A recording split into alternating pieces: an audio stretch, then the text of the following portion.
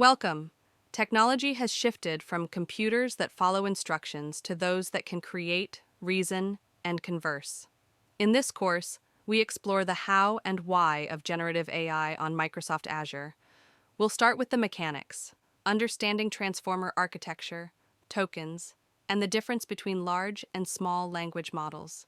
Then, we dive into the Azure ecosystem, leveraging Microsoft Copilots, Azure OpenAI service, and AI Foundry to build real-world solutions. Finally, we'll master the responsible AI framework to ensure every innovation is ethical and safe. Whether you're aiming for the AI-900 exam or a career breakthrough, your journey into the future starts here. Let's get started. Let's start on the left. For a long time, we've lived with traditional AI. Think of it as a super efficient filing clerk. You give it an email, and it runs a mathematical check to answer a simple question: is this spam or not? It's great for classifying what already exists, but it doesn't build anything new. But move your eyes to the center. This is the world of generative AI. Here, the brain of the model uses those algorithms to predict sequences. It's not just choosing between A and B anymore. It's looking at patterns to generate something that didn't exist a second ago, like a new idea or a unique image. The steering wheel for this engine is the power of the prompt. By just talking to the machine in plain English, we can trigger three amazing outcomes.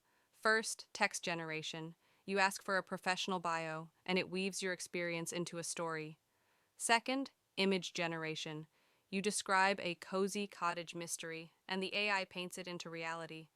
Finally, there's code generation. You don't need to be a master programmer to turn a math problem into Python code. The AI understands the logic and writes it for you. You'll notice our caterpillar friend hanging out by the code. He's a reminder that this tech is constantly inching forward and evolving. Now, let's look at the engine under the hood, the transformer model. Before this architecture existed, AI used to get distracted. It would often forget how a sentence started by the time it reached the end. Transformers fix this by processing the entire sentence all at once. The system is split into two main blocks. First, we have the encoder. Think of this as the reader. It takes your prompt and maps out the relationships between every word to understand exactly what you're asking. Then there's the decoder, or the writer. It takes that map and starts predicting the response, one piece at a time, until the thought is complete. But how do words become data? It starts with tokenization, where the AI chops words into smaller pieces called tokens. Those tokens are then turned into embeddings, which are essentially mathematical coordinates. In this digital space, words with similar meanings, like king and queen, are parked right next to each other. The real secret sauce, however, is attention. This allows the model to focus on specific words to clear up confusion. For example, if you use the word bank, the model uses attention to look at the words around it to decide if you mean a place for money or the edge of a river. Multi-head attention takes this further, allowing the AI to look at the grammar, the meaning, and the context all at the same time. It's this complex internal machinery that allows the AI to understand us so well. When building with AI, one of the most important decisions is choosing the right size for the job.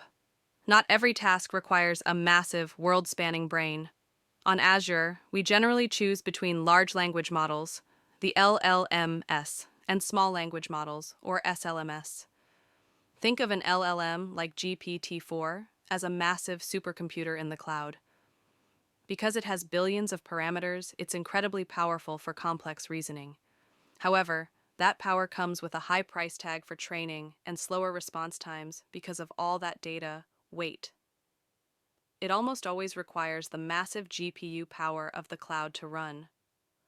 On the flip side, we have SLMs, like Microsoft's Phi 3. These are the lightweight champions. They are much more affordable to train and offer lightning-fast inference speeds, making them perfect for real-time tasks. Because they're small, they don't need a giant data center. They can run directly on your phone or local edge devices. This also gives you a huge win for privacy, as your data can stay right on your own premises. Essentially, you use the LLM when you need a genius in the cloud, and the SLM when you need a specialist that's fast, private, and local. When building with AI, one of the most important decisions is choosing the right size for the job. Not every task requires a massive, world-spanning brain. On Azure, we generally choose between large language models, the LLMs, and small language models, or SLMs. Think of an LLM like GPT-4 as a massive supercomputer in the cloud. Because it has billions of parameters, it's incredibly powerful for complex reasoning. However, that power comes with a high price tag for training and slower response times because of all that data, weight. It almost always requires the massive GPU power of the cloud to run. On the flip side, we have SLMs, like Microsoft's Phi 3. These are the lightweight champions. They are much more affordable to train and offer lightning-fast inference speeds, making them perfect for real-time tasks. Because they're small, they don't need a giant data center. They can run directly on your phone or local edge devices. This also gives you a huge win for privacy, as your data can stay right on your own premises. Essentially, you use the LLM when you need a genius in the cloud, and the SLM when you need a specialist that's fast, private, and local. As we unlock the power of generative AI, we have to address the risks, like bias, misinformation, and safety. Microsoft's Responsible AI framework is a four-stage process designed to ensure we build with integrity. It starts with spotting potential harms. We don't just wait for problems. We proactively identify risks specific to our data, like offensive language or factual errors. Once we know the risks, we move to assessing them. Through red teaming, we intentionally try to break the AI to see how often harmful outputs appear, creating a baseline for improvement.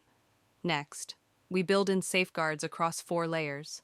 We choose the right model, apply platform-level safety filters to block hate speech, and use meta prompts to give the AI strict behavioral boundaries. We also ensure the user experience is transparent, so people know when they are interacting with an AI. Finally, we operate responsibly. This isn't a one-time setup, it's an ongoing commitment. We use phased rollouts to catch bugs early, keep an incident response plan ready, and use prompt shields to block malicious inputs in real time. By following these steps, we ensure that AI remains a tool for progress, built on a foundation of trust. Let's recap the journey of generative AI. We started by moving from traditional AI, which simply sorts data, to generative AI, which predicts sequences to create text, images, and code through the power of the prompt. Under the hood, we discovered the transformer model. By using encoders to read and decoders to write, this architecture uses attention to focus on context and embeddings to map the mathematical meaning of our words. We learned that size matters.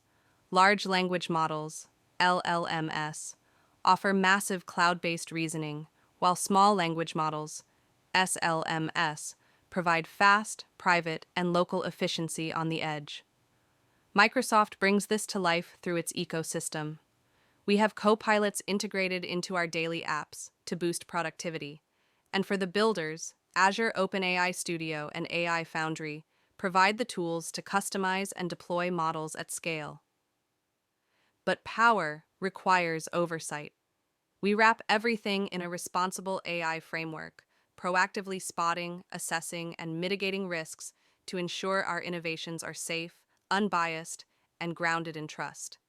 From the first prompt to the final deployment, you're now ready to harness the transformative power of Azure AI.